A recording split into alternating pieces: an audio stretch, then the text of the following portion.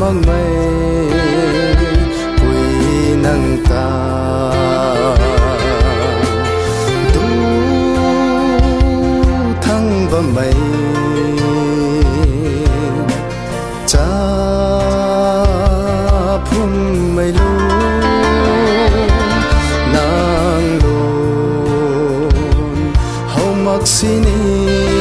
nang ta Giane Panti khang khang nang ta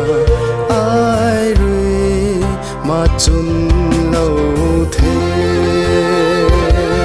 nang lôn ta giao bấm nie alung khâu gian mai na rui adang khâu quang thô chân mây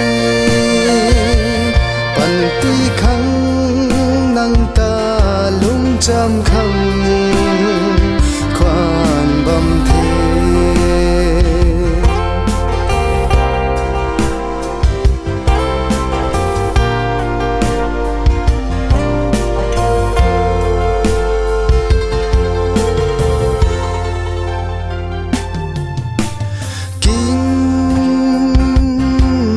mây khoan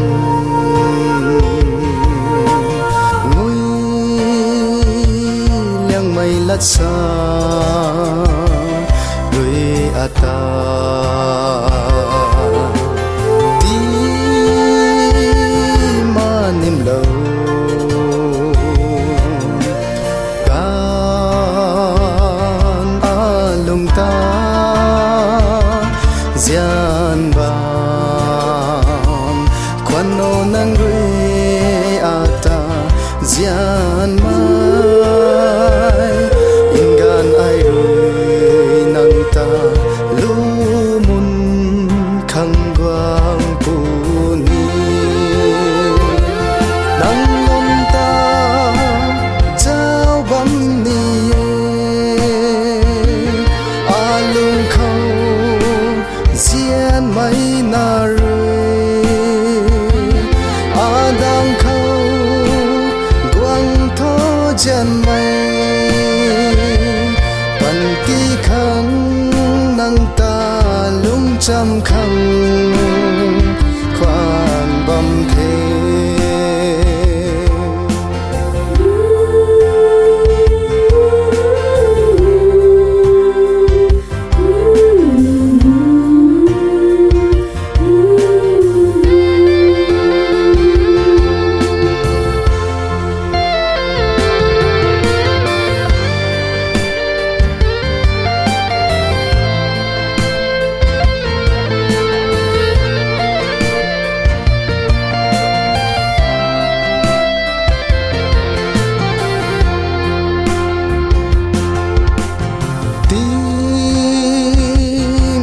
cắt thời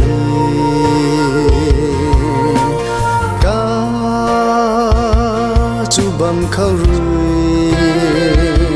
dân mây hay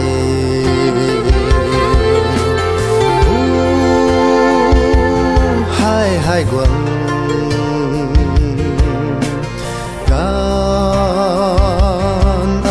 lung khâu